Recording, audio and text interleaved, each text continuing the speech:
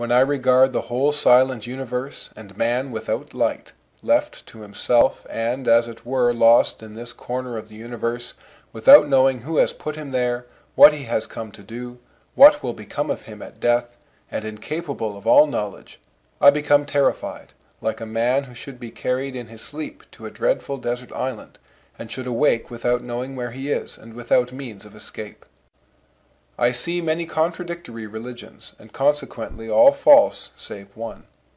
Each wants to be believed on its own authority, and threatens unbelievers. I do not therefore believe them.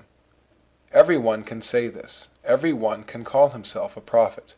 But I see the Christian religion wherein prophecies are fulfilled, and that is what every one cannot do. If one man alone had made a book of predictions about Jesus Christ as to the time and the manner, and Jesus Christ had come in conformity to these prophecies, this fact would have infinite weight. But there is much more here. Here is a succession of men during 4,000 years, who, constantly and without variation, come, one after another, to foretell this same event. Here is a whole people who announce it, and who have existed for 4,000 years, in order to give corporate testimony of the assurances which they have, and from which they cannot be diverted by whatever threats and persecutions people may make against them. If I had in no wise heard of the Messiah, nevertheless, after such wonderful predictions of the course of the world which I see fulfilled, I see that he is divine. And if I knew that these same books foretold a Messiah, I should be sure that he would come. And seeing that they place his time before the destruction of the second temple, I should say that he had come. I find it convincing that, since the memory of man has lasted, it was constantly announced to men that they were universally corrupt, but that a Redeemer should come.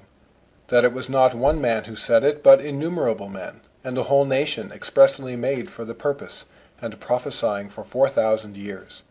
This is a nation which is more ancient than every other nation. Their books, scattered abroad, are 4,000 years old. So I hold out my arms to my Redeemer, who, having been foretold for 4,000 years, has come to suffer and to die for me on earth, at the time and under all the circumstances foretold. A God humiliated even to the death on the cross. A Messiah triumphing over death by his own death. Two natures in Jesus Christ, two advents, two states of man's nature. What man ever had more renown? The whole Jewish people foretell him before his coming. The Gentile people worship him after his coming. The two peoples, Gentile and Jewish, regard him as their center. And yet what man enjoys this renown less? Of 33 years he lives 30 without appearing. For 3 years he passes as an impostor. The priests and the chief people reject him. His friends and his nearest relatives despise him.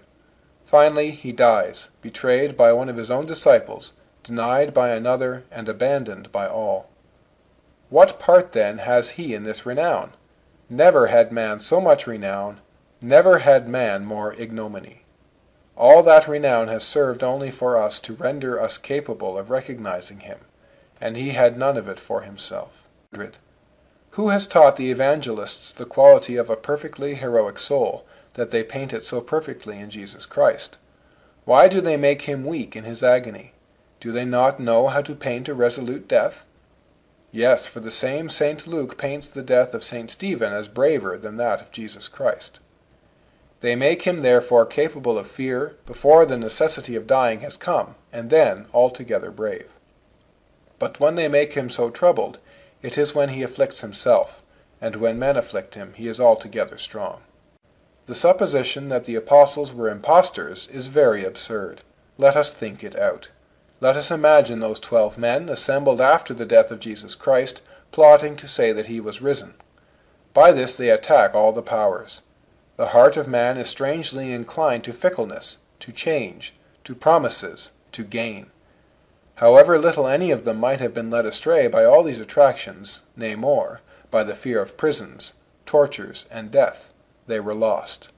The apostles were either deceived or deceivers. Either supposition has difficulties, for it is not possible to mistake a man raised from the dead. While Jesus Christ was with them, he could sustain them. But after that, if he did not appear to them, who inspired them to act?